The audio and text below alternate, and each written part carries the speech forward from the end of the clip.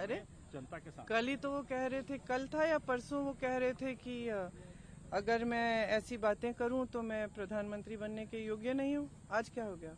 मन बदल गया कि भीड़ बदल गई? मतलब क्या हुआ? कल कुछ कह रहे हैं, आज कुछ और कह रहे हैं, परसों कुछ और कहेंगे, तो भरोसा कैसे कर सकते हैं हम प्रधानमंत्री के लफ्जों पे? कोई वजन ही नहीं रही उनकी बातों में। सपा और कांग्रेस दोनों को ही यूपी के अंदर वो निशाने पर ले रहे हैं, क्योंकि एक तरफ क्योंकि पहले बयान आया था कि हम 80 में से 79 सीट हम जीते हैं, अखिलेश यादव ने कहा। अरे उन्होंने कहा था 400 पार, अब क्यों नहीं कहते? क्या हो गया? 4 चरण हो गए, अब 400 पार खत्म।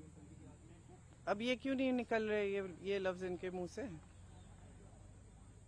तो कैसे देख रहे हैं आप 4 चरणों के बाद में, क्योंकि अब आप लोगों की तरफ से भी भाषा अलग अलग बदल रही है। यहाँ पे नहीं, भी हम हमारी बिल्कुल नहीं, रैली में कहा जा रहा है कि बिल्कुल आप एमपी नहीं पीएम चुन रहे हैं, तो आप लोग को क्या आश्वस्त होते जा रहे हैं कि अब ये मैंने कहा है, राहुल जी ने कहा है, बाकी नेता राहुल जी, मैंने, सबने यही कहा है कि इंडिया गठबंधन ये तय करेगी अगर ये परिस्थितियां बनेंगी।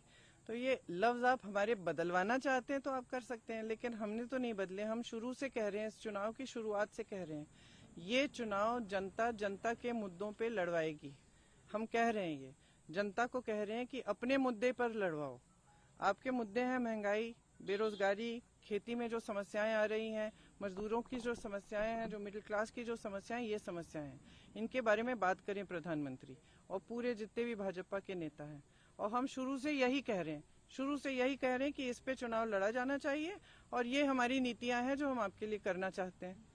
तो हम तो बिल्कुल नहीं बदले हैं, प्रधानमंत्री बदल रहे हैं बार बार। आखिरी चरणों में आ गया है, बस आखिरी चंद दिन रह गए हैं रायबरेली अमेठी में वोटिंग के लिए।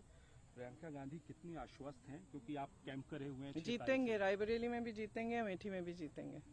आखिरी सवाल, स्वाति मालीवाल को कुछ कहना चाहेंगे, क्योंकि बड़ी बात बीजेपी अब निशाने पर इंडिया अलायंस को ले रही है। मामला आम आदमी पार्टी का है, लेकिन अलायंस को पूरे निशाने पर ले लिया कि ये इस तरीके के हालात हो रहे हैं। देखिए, इसमें दो बात है कि महिलाओं के साथ अगर कहीं भी अत्याचार हो रहा है, कुछ भी गलत होता है, तो हम उन्हीं के साथ खड़े हैं। मैं हमेशा महिलाओं के साथ ही खड़ी रहती हूँ, चाहे किसी भी पार्टी की हो।